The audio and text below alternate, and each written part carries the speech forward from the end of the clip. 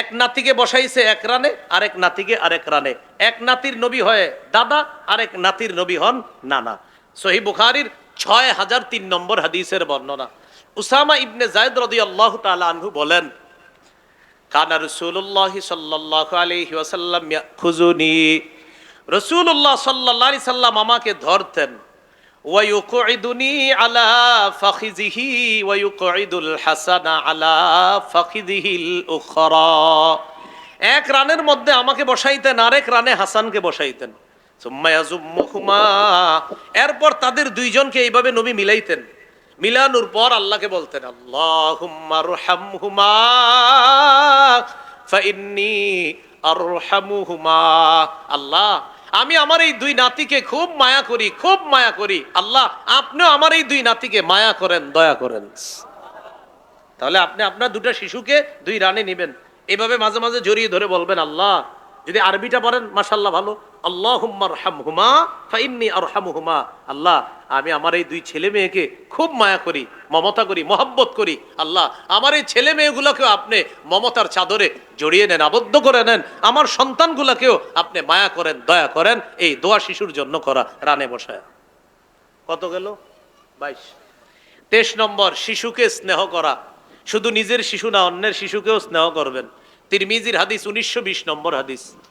ক্বালা রাসূলুল্লাহ সাল্লাল্লাহু আলাইহি ওয়াসাল্লাম, লাইসা মিন্না মান লাম ইয়ারহাম সাগীরানা ওয়া লাম ইয়ারিফ শারাফা কাবীরিনা। রাসূলুল্লাহ সাল্লাল্লাহু আলাইহি সাল্লাম বলেন, যে ব্যক্তি শিশুকে স্নেহ করে না আর বড়কে শ্রদ্ধা করে না, সম্মান করে না, সে আমাদের অন্তর্ভুক্ত না। নিজের শিশুকেও মায়া করবেন, অন্যের শিশুকেও মায়া করবেন। কিছু মানুষ আছে, সে শুধু নিজের শিশুকে মায়া করে, অন্যের শিশুদেরকে দেখলে মেজাজটা খারাপ করে রাখে। দেখবেন এর চেহারার দিকে তাকাইলে মনে হয় এশিয়া মহাদেশ চালায়, আসলে আপনাদের এলাকা চা দোকানের সামনে বসে রয়েছে।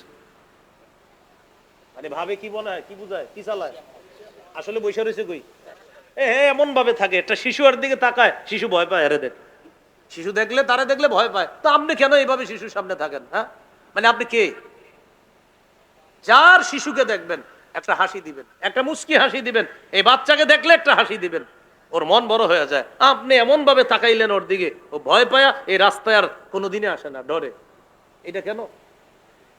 এগুলো করবেন না। নিজের শিশুকে যেমন একটু হাসি দেন, অন্যের শিশুকে দেখলেও এমনি একটা, আপনার মন খারাপ থাকলেও ওরে একটা হাসি দিবেন, কারণ ও নিষ্পাপ, ও বুঝে না, ওর কোনো গুনাহ নাই, কিচ্ছু বুঝে না। ওরে একটা হাসি দিয়ে খুশি করেন, রব আপনাকে খুশি করে দিবে। কয় নাম্বার গেল? 23। 24 নম্বর, শিশুকে চুমু দেওয়া। সুবহানাল্লাহ।